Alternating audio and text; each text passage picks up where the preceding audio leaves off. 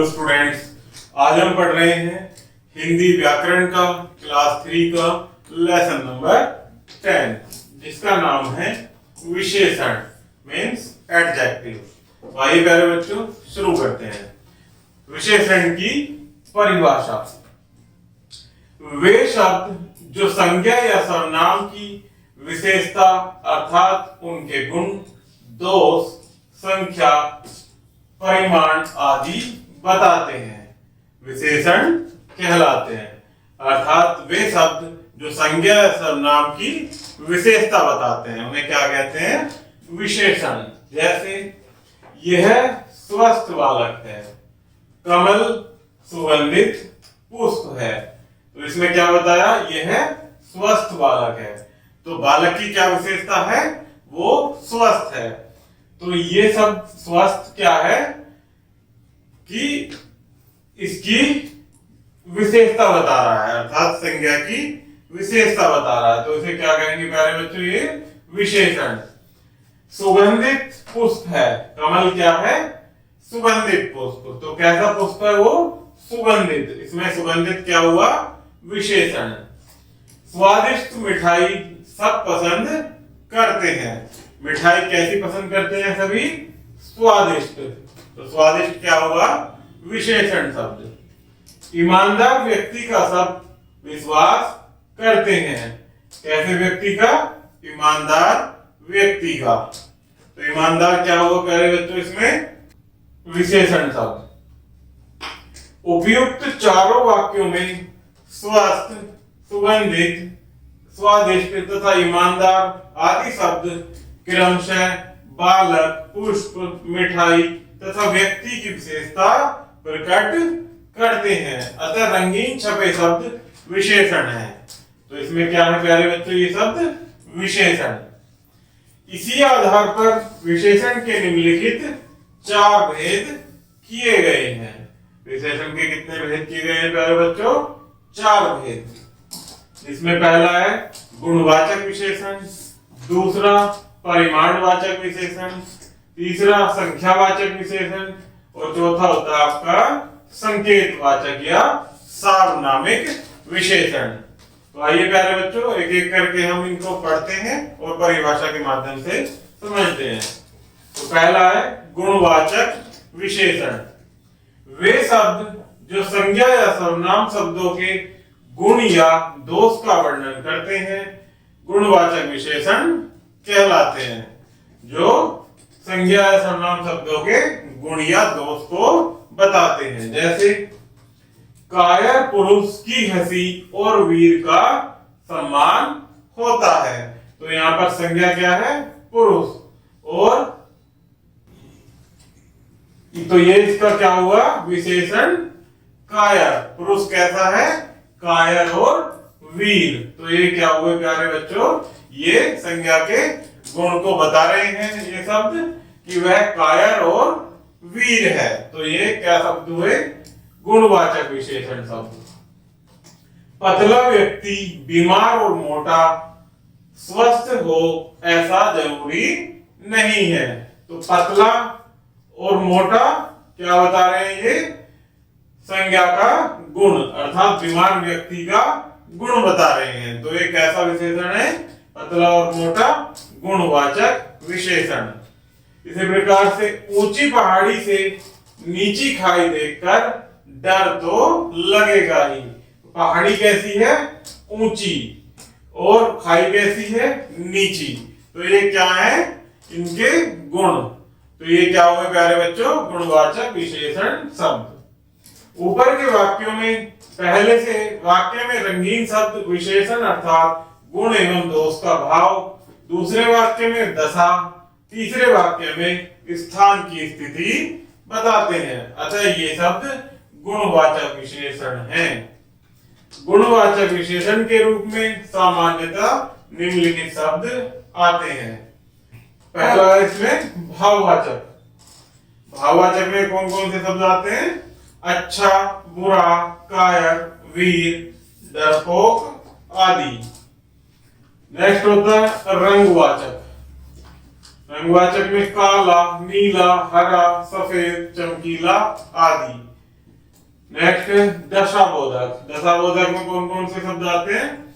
सूखा, हरा, पतला, मोटा, गीला, गरीब आदि। नेक्स्ट होता है आकारवाची, किसी का आकार कैसा है, तो उसमें कौन कौन से शब्द होते हैं? गोल, नुकीला, सुडौल, भरा पूरा आदि। ये कैसे शब्द होते हैं? जो आकारवाची अर्थात उसका गुण बताते हैं। नेक्स्ट होता है प्यारे बच्चों विशेषण का दूसरा भेद, परिमाणवाचक विशेषण। जिन विशेषण शब्दों से नापतोल आदि का परिमाण या मात्रा जानी जाए, परिमाणवाचक विशेषण कहलाते हैं। अर्थात जिन विशेषण शब्दों से उनकी नापतोल या मात्रा जानी जाए, उन शब्दों को क्या कहते हैं? परिमाणवाचक विशेषण। जैसे मैं दुकान से 3 किलो आम लाया, तो यहाँ आम की क्या पता चल रही है प्यारे बच्चों? मात्रा। तो 3 किलो शब्द क्या होगा? परिमाणवाचक विशेषण। नेक्स्ट, अंगूठी में 3 ग्राम सोना था। कितना सोना था? कितनी मात्रा थी? 3 ग्राम। 2 मीटर कपड़ा लगेगा, तो कपड़े की कितनी नापतोल बताई जा रही है प्यारे बच्चों? 2 मीटर। तो ये सब क्या हुआ? परिमाणवाचक विशेषण। इन वाक्यों में रंगीन शब्द तोल, वजन बता रहे हैं या मात्रा अर्थात लंबाई चौड़ाई का परिमाण बता रहे हैं, इसलिए ये शब्द परिमाणवाचक विशेषण कहलाते हैं। नेक्स्ट है आपका संख्यावाचक विशेषण। जिन विशेषण शब्दों से संख्या का बोध होता है, वे शब्द संख्यावाचक विशेषण कहलाते हैं। अर्थात जिन शब्दों से संख्या का बोध होता है, संख्या का पता चलता है। जैसे उदाहरण के माध्यम से समझेंगे कि 4 बालकों ने दौड़ में भाग लिया। कितने बालकों ने? 4 बालकों ने। तो ये 4 शब्द क्या बता रहा है प्यारे बच्चों? संख्या। तो ये क्या हो जाएगा? संख्यावाचक विशेषण। इसी प्रकार से नेक्स्ट, जो बालक प्रथम आएगा उसको पुरस्कार मिलेगा। तो प्रथम क्या है? यहाँ पर संख्या बता रहा है। नेक्स्ट, पहला छात्र इधर और 5वां सामने आएगा। तो पहला और 5वां के शब्द क्या बता रहे हैं बच्चों? संख्या। अर्थात ये संख्यावाचक विशेषण होगा। ऊपर वाक्यों में सभी रंगीन शब्द किसी न किसी रूप में संख्या का बोध करा रहे हैं, अतः ये शब्द संख्यावाचक विशेषण है। नेक्स्ट है प्यारे बच्चों फोर्थ, संकेतवाचक विशेषण।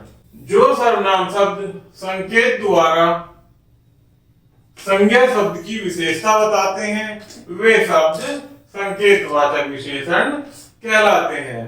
ये शब्द सर्वनाम से बनते हैं, इसलिए ये शब्द सार्वनामिक विशेषण भी कहलाते हैं। ये सर्वनाम से बनने के कारण इनको क्या नाम दिया गया प्यारे बच्चों? सार्वनामिक विशेषण। तो इन्हें उदाहरण के माध्यम से समझते हैं। वह बालक अच्छा खेलेगा। वह बालक, हम किसी की तरफ को इशारा करके अगर बोलते हैं संकेत करके कि वह बालक अच्छा खेलेगा, तो वह क्या होगा प्यारे बच्चों? वह शब्द संकेतवाचक विशेषण। नेक्स्ट है कि वे स्त्रियां अच्छा नाटक करती हैं। जैसे हमारे पास कुछ स्त्रियां खड़ी हुई हैं और हम बोलते हैं कि वे स्त्रियां अच्छा नाटक करती हैं, अर्थात उन्हें इशारे से बताया जा रहा है कि वे स्त्रियां अच्छा कार्य करती हैं। तो वे, जो वे शब्द आया है वो क्या है? संकेतवाचक विशेषण। विशेष, वाक्यों में रंगीन छपे शब्द जो सर्वनाम होते हुए भी सामने वाले संज्ञा शब्दों की विशेषता बता रहे हैं, अतः सार्वनामिक संकेतवाचक विशेषण है। किंतु यदि इनके सामने से संज्ञा शब्द क्रमशः बालक, स्त्रियां हटा दिया जाए तो केवल सर्वनाम ही कहलाएंगे। जैसे वह अच्छा खेलेगा, तो यहाँ बालक तो है ही नहीं, कोई संज्ञा शब्द तो फिर बचा नहीं प्यारे बच्चों। तो यहाँ पर क्या होगा? केवल ये एक सर्वनाम हो जाएगा कि वह अच्छा खेलेगा। इसी प्रकार से वे नाटक अच्छा करती हैं। जब यहाँ से स्त्रियां क्या है, हमारा संज्ञा शब्द है, अगर हटा लिया जाए तो वे शब्द क्या बचेगा, केवल सर्वनाम। तो फिर से ये विशेषण नहीं कहलाएंगे, अर्थात फिर वे शब्द और वह शब्द विशेषण ना कहलाकर एक सर्वनाम शब्द कहलाएगा। विशेषण की अवस्थाएं, आगे देखते हैं प्यारे बच्चों। विशेषण की अवस्थाएं, डिग्री ऑफ एडजेक्टिव्स। कभी कभी व्यक्ति वस्तु स्थान में अंतर करने के लिए तुलना करते हैं। तुलना की दृष्टि से विशेषण की 3 अवस्थाएं होती हैं, अर्थात जब हम तुलना करते हैं तो तुलना की कौन सी अवस्था होती है, 3 अवस्थाएं। पहली मूल अवस्था, दूसरी उत्तरावस्था और तीसरी होती है उत्तमावस्था। तो इनको प्यारे बच्चों, इनकी परिभाषा के माध्यम से हम समझने की कोशिश करेंगे। तो आइए शुरू करते हैं। मूल अवस्था, विशेषण की इस अवस्था में वस्तु, पदार्थ, स्थान या व्यक्ति का ही मूल रूप ही रहता है।